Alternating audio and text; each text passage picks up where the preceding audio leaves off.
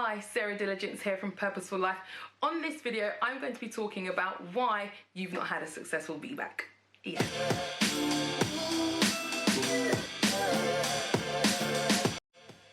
Hi ladies, it's Sarah here from Purposeful Life.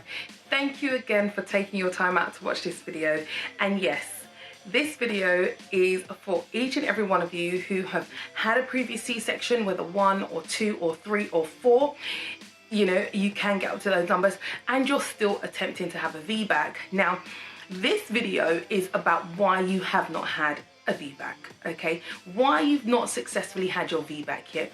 And I'm not here saying that, you know, you're never going to have a VBAC, or of course I can never say you're never going to have a VBAC, but I do know from experience why women have attempted a VBAC and haven't actually been able to have a successful one, and they've ended up having a C-section again, making it their 3rd, their 4th, or even their 5th C-section.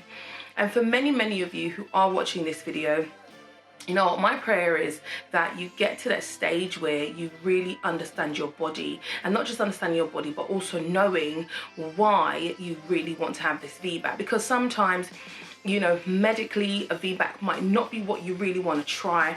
Depends on the stages you are in life, depends on how many C-sections you have had. I have had countless of questions. Sarah, can I have a VBAC after 2 C-sections? Can I have a VBAC after 3, after 4? And my answer is always going to be yes. Because as most of you know, I attempted my first VBAC after 3 C-sections, okay? And then I had my 2nd vaginal birth after my 1st VBAC. So I never went back to having a C-section. So it is possible for you to start your VBAC journey and actually stay on your VBAC journey, okay? So now, the first reason that I know, okay, one of the first reasons that I know that I never had my very first VBAC, which I should have had in 2009, was because I just didn't know. Okay, I just didn't know that I could actually have a VBAC. After I had 2 C-sections, 3 C-sections, sorry, before my pregnancy in 2009 to my daughter. Most women, after 1 C-section, you're kind of told, would you like to try for a natural birth? Okay, depends on where you are in the world.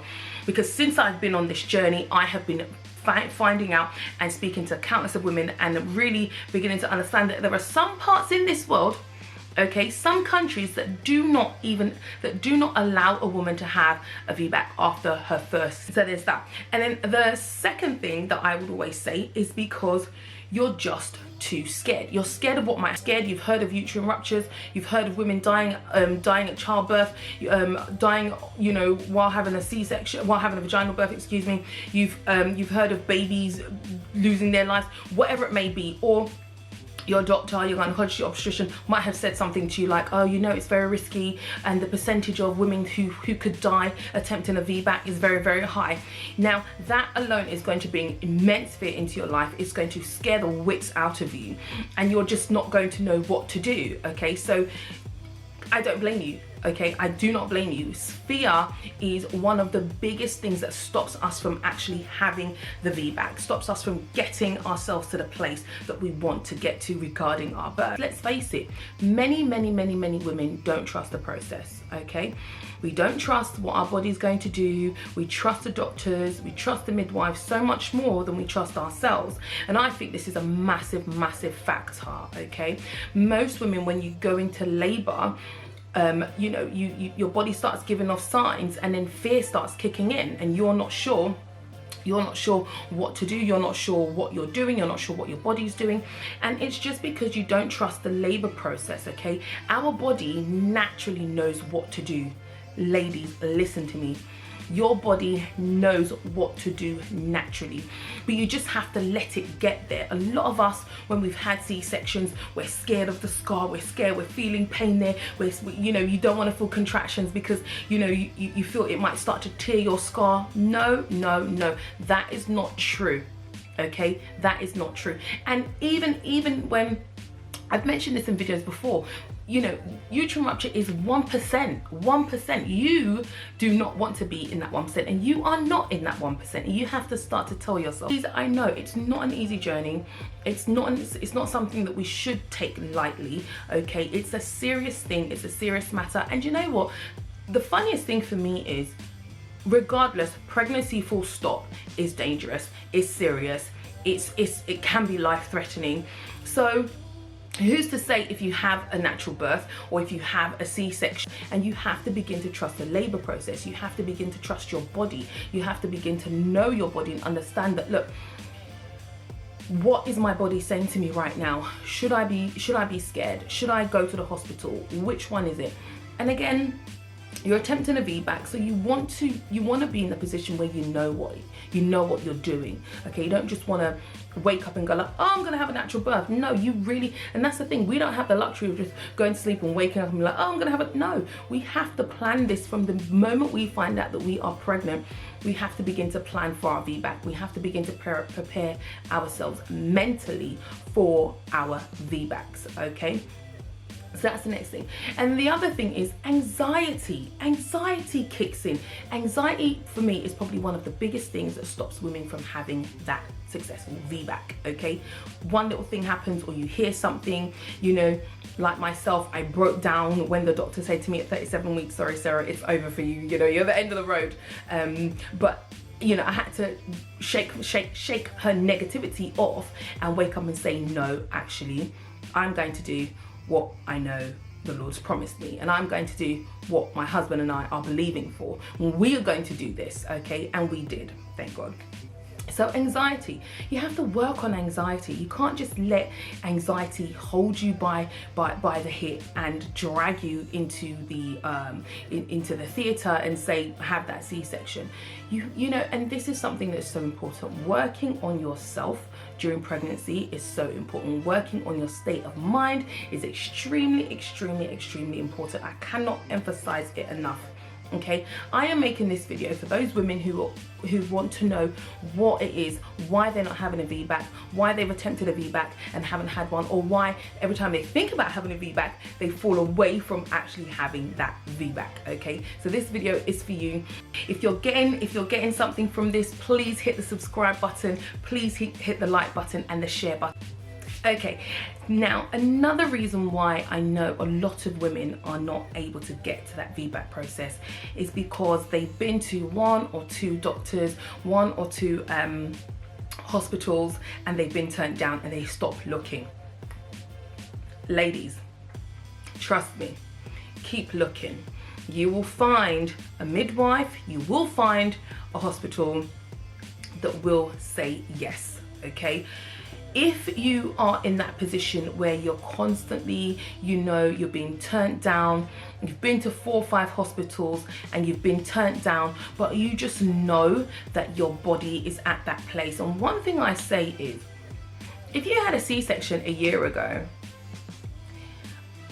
having the VBAC is probably quite risky, okay? If you've had a C-section 3 years ago, go for it. Okay, however, those of you that have had a C-section a year ago and still feel like you want to attempt a VBAC, attempt a VBAC. If you can find a hospital that will support you, then why not? Why not attempt a VBAC? Okay, so that's one thing I'd say.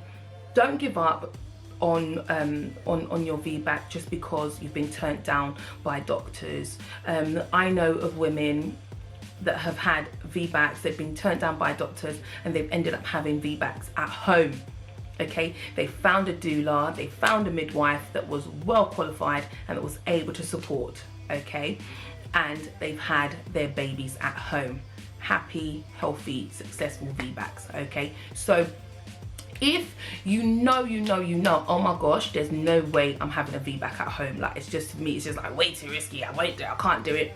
I mean, I would probably say that I would love to have a home birth, God willing, if that time comes around again. I'd love to attempt a home birth, you know, but either way, I know that because I've really gone past that milestone now, hospitals won't turn me down, you know.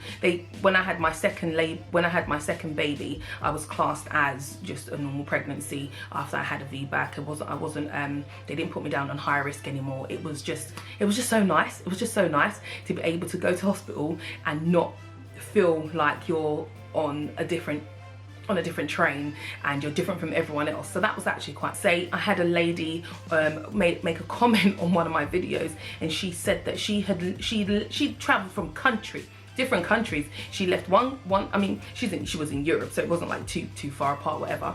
But she left one country because she was turned down for her VBAC there, and then she went to another one, and she was turned down for her VBAC there, and she went to another one, and she was turned down for her VBAC there. So you can imagine her frustration, you can imagine her irritation, her vexation, her anxiety, everything could be kicking in. But you know what she said? She said, you know what, when I get pregnant the next time, it will be, I think it will be her 4th. When she gets pregnant next time, she's going to attempt a VBAC. And that's kind of the attitude that you have to have. You cannot let them beat you down.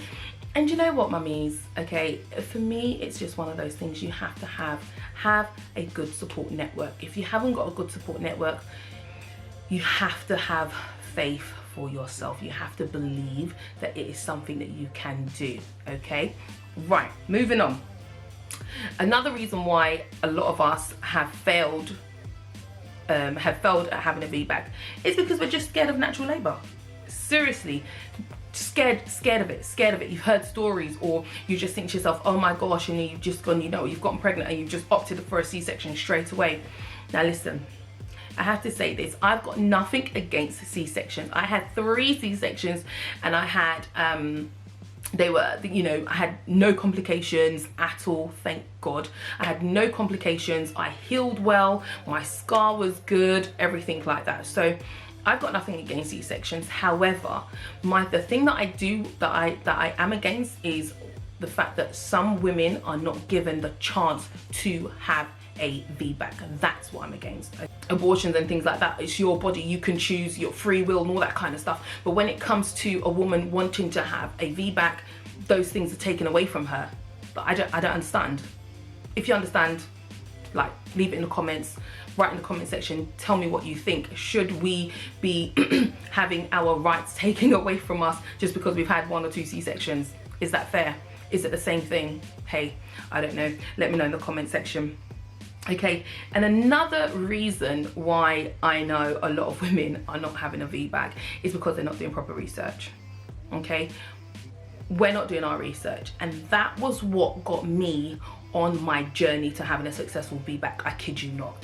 Okay, research, read, listen, watch videos like mine, watch videos with other women who are telling you and giving you information on having a successful VBAC. You will do it. Okay, find things out, look up, like I said in one of my tip videos, find out, go and ask for your notes, to research about your own body and research about your labor processes. What happened? Why did you have that C-section? What was the cause? What was the baby? Did the baby go into distress? What was written on your notes? Okay, you can request those things when you go and see your midwife or your obstetrician. If you've been in the same hospital, even if you haven't been in the same hospital, you can actually request your notes. I know here in the UK, you can request your notes and they will send it to the hospital that you're in at the moment, and they will give you, and you can read up about it.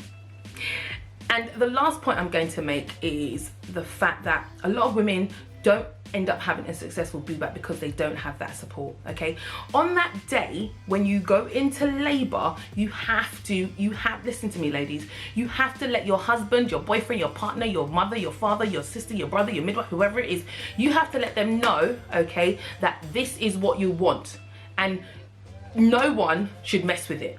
No one should mess with it, okay? No one should mess with it. And another thing I'd say, stay away from the epidural. Stay away from the epidural. You know what? If you have an epidural, if you're attempting a VBAC and you have an epidural, that puts you at a higher risk of actually going to have a C-section. You know why? Because the epidural, you won't know what kind of pain you're in, you won't know what you're feeling, and they can tell you anything and end up giving you a C-section, okay? Because at the end of the day, a C-section is a surgical procedure. However, you're in and you're out, and it's probably less messy, okay, for the midwives and all that kind of stuff. There, I mean, yeah, it's probably just less work. Obviously, for the consultant, it's not less work, but for everything else and everyone else, it's less work, okay? So those are a few of the reasons why I think a lot of women are not having a VBAC, okay? You're not having your vaginal birth after your C-section because you're scared, you're walking in anxiety, you have not done your research, you're just not letting your body do what it does naturally, you know. So ladies, think about these things, you know. One thing I definitely would say is, again, I always say this, prepare your body, prepare your mind. Once, you know, when you're pregnant, you and that baby are one, okay? And the baby and your body knows what to do. So let your body go naturally, allow your body to naturally go into labor, okay? And again, like I mentioned, know your timeline, know how long your cycle normally is, because they will tell you 39 weeks, but I had my first, I had my babies at 40 plus 1, 40 plus 5, you know. So it's not 39 weeks for everybody, okay? Some women, you might have to wait 42. My first one was 42. Okay, so it depends on your cycle. So you have to know these things, really know it and understand it. So if you're new to this channel, please hit the subscribe button, like this video and share it. It helps me to continue to make more videos. It helps with the algorithms, as they say. I'm kind of getting used to all this stuff as well. So yeah, please hit the like button, the subscribe button and the share button.